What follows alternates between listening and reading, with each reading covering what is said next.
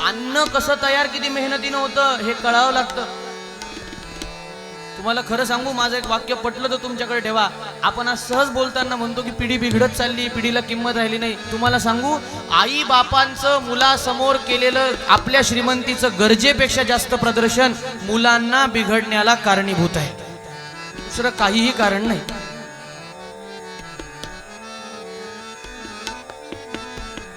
कधी आपण विचार केला का, आपले आई वडील किंवा आपणही लहानपणी एवढे श्रीमंत होतो जेवढे आज आहे, असं जर आपण गृहीत धरलं तरी सुद्धा आपले वडील सायकलवर फिरत होते, पायी फिरत होते, आपण पायी फिरत होतो. आज आपल्याला नाक्यावर तरी जावं वाटतं का? म्हणजे किती भोगविलासी आम्ही आमचं जीवन करून घेतलं. त्यागा शांती निरंतरम भगवद्गीता आम्हाला सांगते. आपल्या धर्माचा रंग जो आहे, आपल्या धर्मानं स्वीकारलेला, तो भगवा काय भांडणं करायसाठी नाहीये. भगवा या शब्दाचा अर्थ काय आहे? मुळात भयरहित, गर्वरहित आणि वासनारहित जो धर्म आहे ना, तो भगवा आहे. त्याग,